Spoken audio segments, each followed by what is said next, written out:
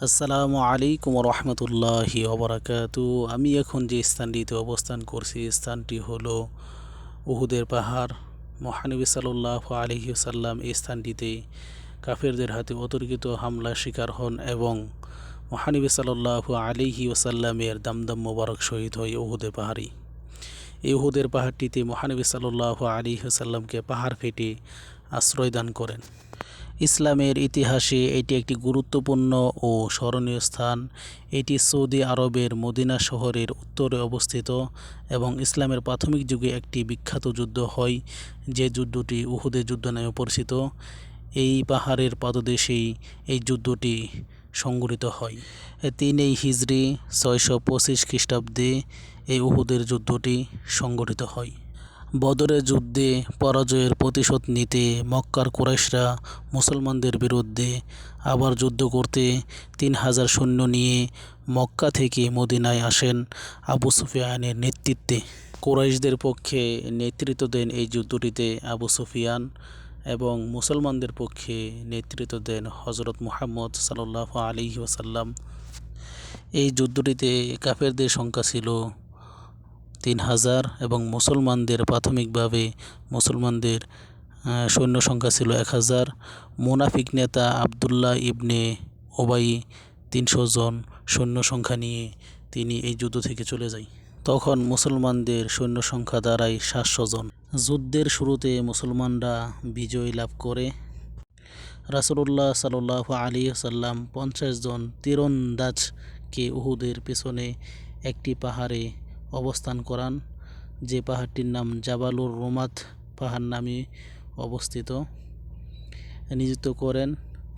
মহানবী সাল্লাল্লাহু আলাইহি ওয়াসাল্লাম বলেন, আমরা জয়ী হই বা পরাজিত হই, তোমরা আমার দ্বিতীয়বার দিক নির্দেশনা না পাওয়া পর্যন্ত এই পাহাড় ত্যাগ করবে না।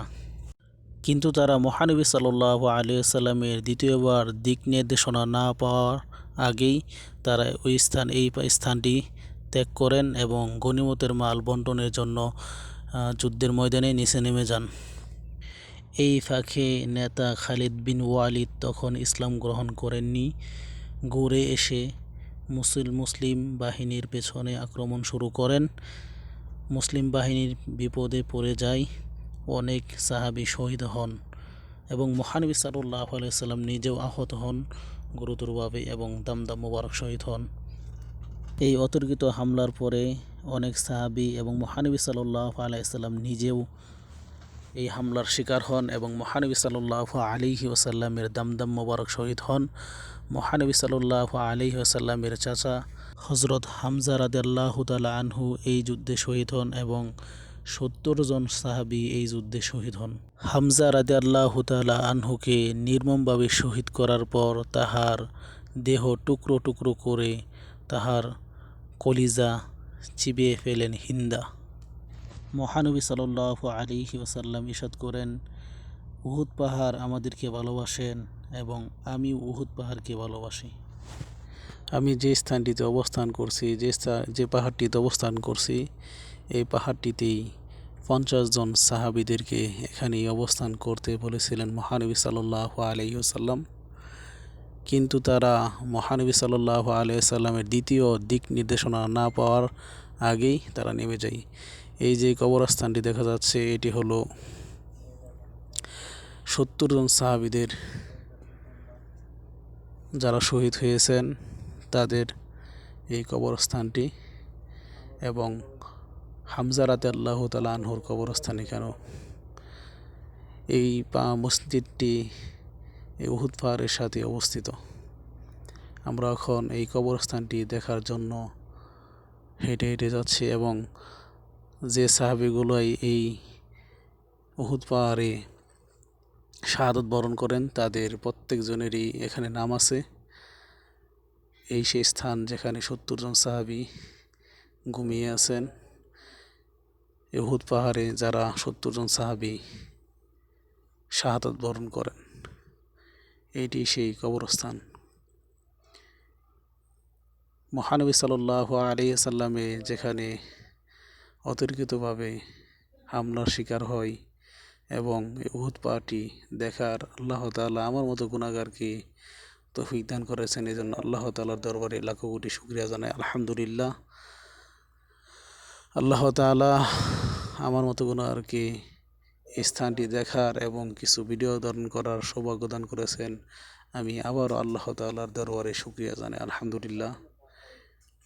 মহানবী সাল্লাল্লাহু আলাইহি সাল্লামকে এই উহুদের পাহাড়েই সবচেয়ে বেশি অতর্কিতভাবে হামলা করা হয় এবং মহানবী সাল্লাল্লাহু আলাইহি ওয়াসাল্লামের দামদাম মুবারক শহীদ করা হয় এবং মহানবী সাল্লাল্লাহু আলাইহি সাল্লামকে এখান থেকে নিয়ে যখন উহুদ পাহাড়ের পাদদেশে চলে যায়, তখন মহানবী সাল্লাল্লাহু আলাইহি ওয়াসাল্লামকে পাহাড় ফেটে মহানবী সাল্লাল্লাহু আলাইহি ওয়াসাল্লামকে আশ্রয় দান করেন। সেই জায়গাটিতে এখন যাওয়া সম্পূর্ণ নিষিদ্ধ। না হয় সেই জায়গাটিও ইনশাআল্লাহ ভিডিওর মাধ্যমে ধারণ করতাম। ওই যে দেখেন, এই পাহাড়টিতে উহুদ পাহাড়ে আল্লাহু আকবার লেখা আছে। এই পাহাড়ের পাশ দিয়েই আমরা যেখানে কাজ করি সেখানে নিয়মিত আসা যাওয়া হয়। এখন আমি অবস্থান করছি যে উহুদ পাহাড়ের যে মসজিদটি, এই মসজিদের ভেতরে। মসজিদটি অনেক বড়। আমরা একদিনেই যা কিছু দেখলাম, কেবলাতীন মসজিদ, যেখানে কেবলা পরিবর্তন হয়েছিল। কুবা মসজিদ, যে মসজিদটি মহানবী সাল্লাল্লাহু আলাইহি ওয়াসাল্লামের হিজরতের পর মক্কা থেকে মদিনায় হিজরত করার পর সর্বপ্রথম যে মসজিদটি নিজ হাতে নির্মাণ করেন, সেই মসজিদটিও দেখছি এবং সেই মসজিদেই জুম্মার নামাজ আদায় করেছিলাম। এই তিনটি মসজিদের মধ্যে কেবলাতীন মসজিদ, কুবা মসজিদ, এই উহুদ পাহাড়ের মসজিদ। উহুদ পাহাড়ের মসজিদটা অনেক বড়। কেবলাতীন যে মসজিদটি, যেখানে কেবলা পরিবর্তন হয়েছিল, সেই মসজিদটি ছোট, বেশি বড় না।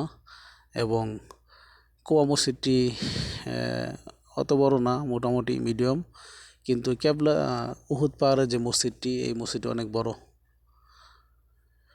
আল্লাহ তাআলার কাছে আবারও লাখো কোটি শুকরিয়া জানাই যে আল্লাহ তাআলা আমার মতো গুনাহগারকে মহানবী সাল্লাল্লাহু আলাইহি ওয়াসাল্লামে যেখানে যুদ্ধ করেছেন এবং মহানবী সাল্লাল্লাহু আলাইহি ওয়াসাল্লামের যেখানে চলাচল এবং ভ্রমণ করার জায়গাটি দেখার এবং স্মৃতিচারণ জায়গাগুলো আমার মতো গুনাহগারকে দুই চোখ দিয়ে দেখার তৌফিক দান করেছেন। এজন্য আমি আল্লাহ তাআলার দরবারে লাখো কোটি শুকরিয়া জানাই আলহামদুলিল্লাহ। দেখেন, বিভিন্ন জায়গা থেকে, বিভিন্ন দেশ থেকে লোক আসছে এখানে, আইসা 2 রাকাত নামাজ পড়ে এবং স্মৃতিচারণ হিসাবে এখানে বসে থাকে, কোরআন তেলাওয়াত করে। মসজিদটি চারপাশে অনেক বড়। মসজিদটিতে দেখেন কত সুন্দর মসজিদটি। আলহামদুলিল্লাহ, আলহামদুলিল্লাহ। আমি আবারও আল্লাহ তাআলার দরবারে লাখো কোটি শুকরিয়া জানাই আলহামদুলিল্লাহ। আমার মতো গুনাহগারকে এগুলো দেখার তৌফিক দান করেছেন আলহামদুলিল্লাহ।